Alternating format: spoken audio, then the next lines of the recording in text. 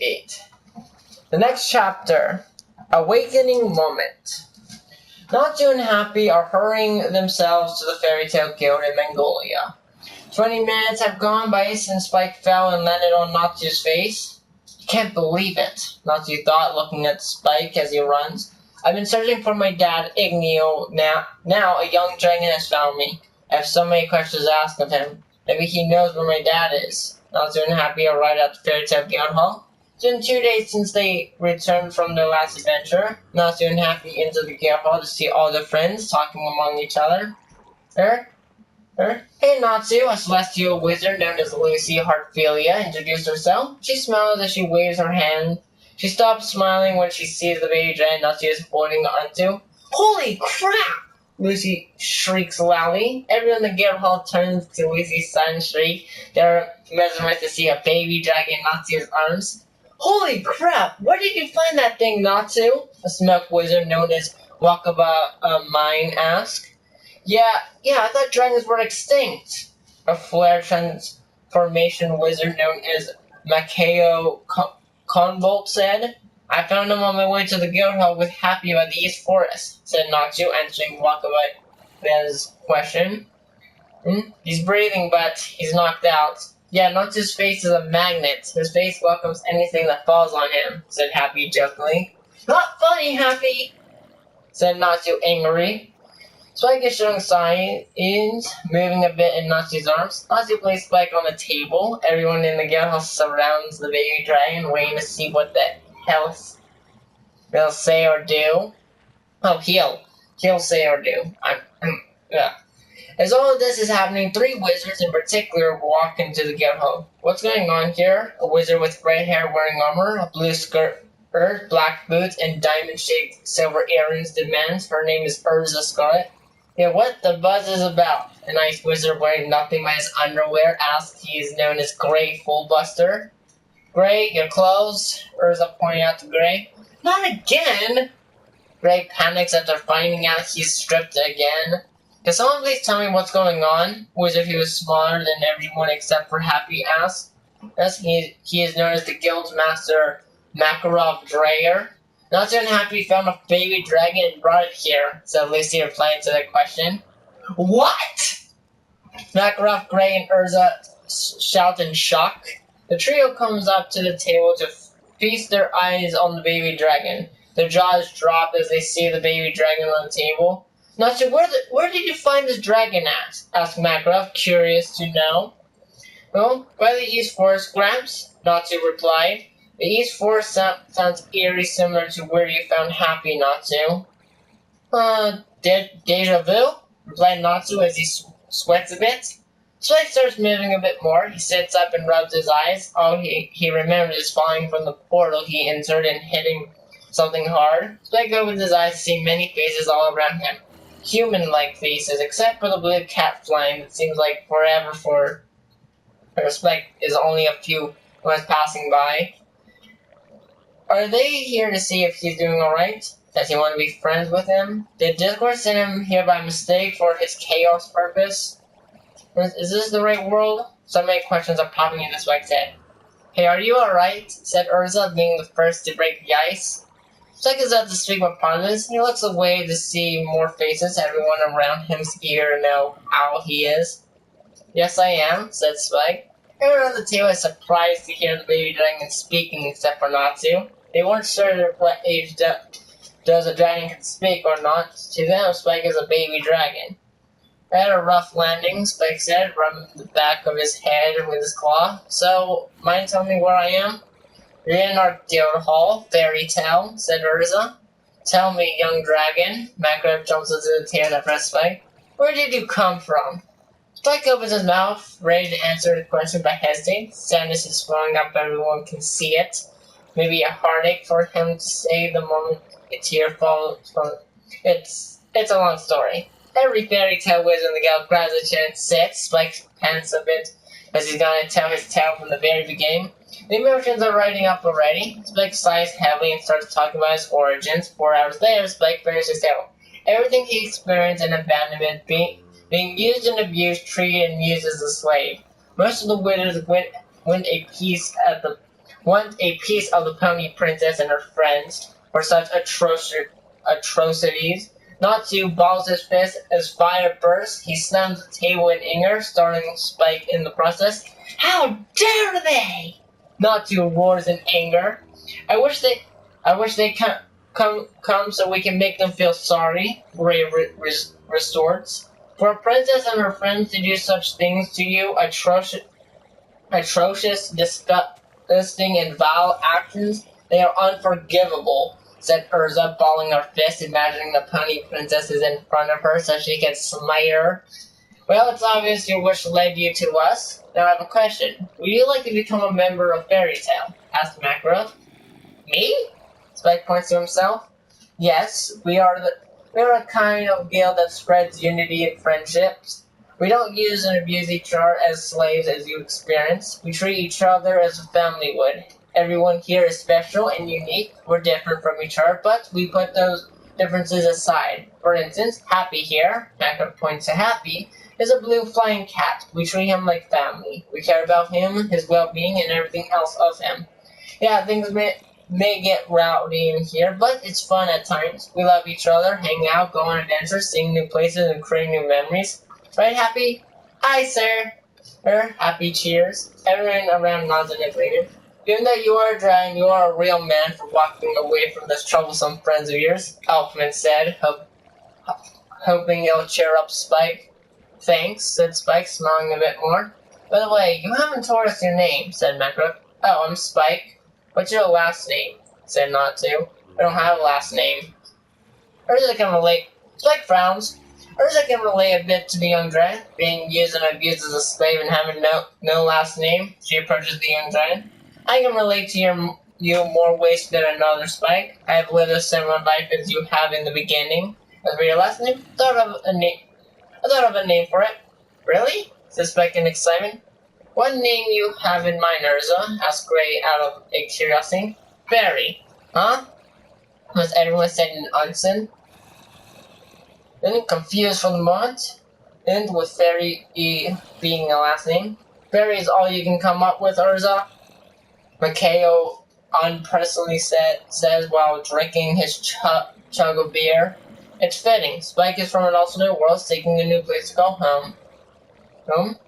I like it, Spike said with glee, feeling a lot better. You can call me Spike the Fairy. Now that's a manly name, Elfman shouts with pride. Spike the Fairy, I can get used to saying that, said Makeo. Same here. It'll be awesome to have you an actual dragon being a member of the Fairy Tail Guild, said Wakaba. I'll drink to that, said Kana. Kana is one of Fairy Tail's heavy drinkers. She is a fortune teller wizard that uses magic cards for her arsenal. So, Spike, said Mary Jane, holding the Fairy Tail emblem stamper, what part of your body would you like to wear your emblem? On my chest. I want everyone to see that a dragon is part of the Fairy Tail Guild. Like, does a chest bump? What color would you want? Black, please, said Spike. Mary Jane places a black Fairy Tail emblem on Spike's chest. He is now an official member of the Fairy Tail Guild. Since I told you all what my name is, what are yours? Asked Spike. My name is Makarov Dreyer. I am Fairy Tail Guild's master. I am Natsu Dragneel, and I am a fire dragon slayer, said Natsu. Flames burst out of his hand in the process. I'm Lucy Heartfilia, and I am a celestial wizard. Lucy reveals her celestial keys to Spike. I'm Gray Fullbuster. I'm an ice wizard. Gray uses his ice magic spell to create a fairy tale emblem in front of Spike. I'm Happy, the dragon, but call me Happy. Happy flies around. I'm Urza Scarlet, S-Class Wizard. Urza spawns a sword in front of Spike, showing him her re-equipped magic. I'm Makeo, and this is my son Romeo. Makeo uses his purple flames to lift a chug of beer to drink. Hey Spike, Romeo is a foot taller than Spike and is 6 years old. I'm Elfman Strauss. I used to take over. I use takeover magic. This is my older sister, Mary Jane. Elfman puts an arm on Mary Jane's shoulder. Mary Jane smiles. I'm Wakaba Mine. I use smoke magic, said Wakaba, waving slightly. I'm Kana Albiarona. Fairy Tale's fortune teller wizard, said Kana, drinking a barrel of beer. I'm I'm Levy McGarden. I'm a solid script wizard. We're Alzak and Beska. We use gun magic. We're the best shooters in all of Fairy Tale. He's saying Unsen. I'm Lucky or like I don't know how. I'm Lakey Oleta. I'm a molding maker wizard. Max Allers. Waves that spring. Big Nablasaro. Jet, faster runner in Fairy Tale. High speed is my magic. Droid, I use plant magic. Put Droid, Jet, and I together and we're Team Shadow Gear. Maybe cheers. There's Rita's Jonah. I use Pict magic. Big Oi. Rita's is now drawing a picture of Spike. Vegeta Ikor. I'm a dancer wizard. There are other faces to go around, but they aren't here right now. Some of our friends are doing jobs, so you'll get a chance to see them sometime tomorrow, said Natsu, patting Spike's head. Now that's settled, let's start celebrating in honor of our newest guild member, Spike the Fairy. Not going to decrease joyously. Yeah! Everyone cheers. Everyone in the guild starts to party. Spike is having a taste of what's yet to come. The first day in the new world, he wished. He's making all sorts of new friends in Fairy Tale. Lucy Ophelia is writing to her mother about the newest addition to the Fairy Tale Guild. All that he's been through and still thriving, Spike's life could be an interesting story to write on in her next novel. A traveler seeking a new home from a dreaded world he left behind. Back in Ponyville, or Equestria, I should say. Back into Equestria. Celestia, please stop, wailed Twilight. She and her friends are being slammed into the wall by Celestia's bandit. They are in great pain. How dare you make Spike's life feel like Tartarus, said Celestia lividly. You shall suffer greatly, Twilight Sparkle, said Luna, angry in her Cancelot royal tone. And Discord is enjoying the scenery. As he hears a royal guard knocking on the guest room door. It snaps Discord out of his daydream. Discord walks up to the door and answers. Morning, Spike. The princess summons you to the throne room.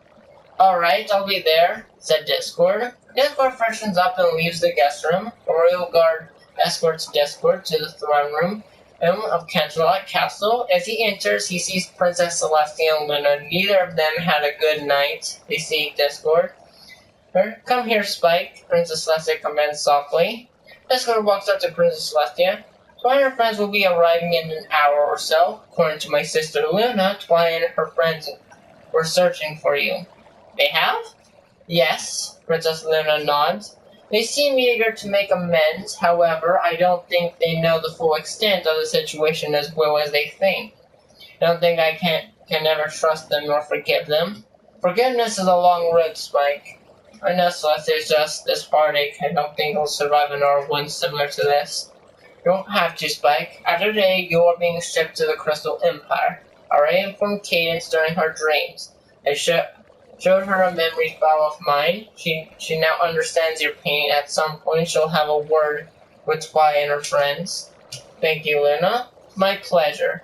An hour later, 2 royal guard escorts Twilight and her friends to the throne of Canterlot Castle. Twilight can't wait to have Spike back and make amends for her wrongful doings. Pinkie Pie can't wait to surprise Spike with a party. The rest can't wait until things go back to normal. Princess Celestia, thank you for finding Spike, said Twilight graciously. Discord puts his unhappy face and turns away. Princess Celestia narrows her eyes on Twilight and her friends. Twilight and her friends start to become unnerved by Celestia's stare. What exactly happened between you, Lot, and Spike? Well, I gave Spike a list of chores yesterday. He did his best, but his best wasn't good enough. I revoked his Power Ponies comic and called him a slacker, said Twilight nervously. Rainbow and I pranked him twice with buckets of ice water, Pinkie said. Good. I told Twilight to give Spike my list of chores for him to do, Rarity said. Princess Celestia sighed. She then asked, how were you treating Spike overall? We made some mistakes, but overall we treated Spike like a good friend would, Twilight replies. As I turned around in disbelief after hearing Twilight's reply, hear Twilight lie in front of the princess. You liar! Discord roars in anger. You didn't make some mistakes, you made a ton of them, all of you. What? Rarity Firefly Appling and Rainbow said in shock. What did we ever do to you, Spike? Asked Rarity. Discord pants heavily and turns away. He sits and covers his face as he becomes teary. I can answer that, said Celestia irritably. Spike has revealed more than what you told us, said Luna, giving a stern look at Twilight and her friend. I'm very disappointed in each of you. It seems you have forgotten the true means of friendship towards another species. That's not true, Rainbow shouts, defending herself. We know all sorts of friendship lessons and wrote them to you. Who knows more of friendship than us? Then why was Spike out of the picture? Is he not your friend? Said Celestia, raising her tone in anger. The sudden outburst surprised everybody in the room except for Luna. Huh? He is our friend, said Rainbow, quivering a bit. Do friends mock a friend because of their species? Rainbow Dash bites her lips a bit. She's starting to remember all the time she mocked Spike for being a lame dragon. Do friends make a friend work and show no appreciation? That was a direct hit on Twilight. She looks down in shame. Rarity feels somewhat guilty about giving Spike for her benefits. Do friends use a friend as a tool and object of their amusement?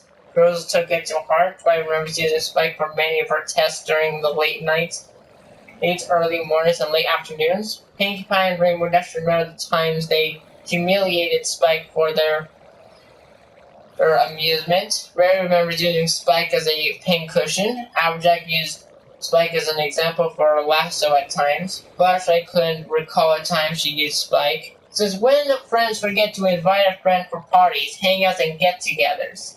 Sometimes, but not all the time. Twilight answers nervously once more. Oh really, according to Spike, you leave him abandoned almost every day of his life, said Luna freshly.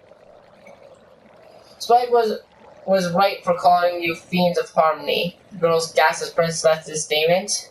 You kept friendship within yourself, but haven't shown fellowship to Spike. Well, we're here to make amends and undo the damage we caused on Spike, right, girls? But it said, girls not in unison. We understand it will be a long road ahead of us. We will be honored for a second chance, Princess Celestia.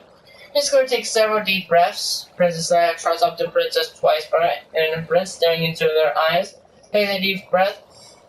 Princess Celeste, Princess Twilight Sparkle, you and your friends have brought disharmony to Spike. According to him, you have exposed him to child negligence and exploitation for years. Spike has been abandoned by you and used by you. You will not have a second chance to redeem yourself, Twilight Sparkle.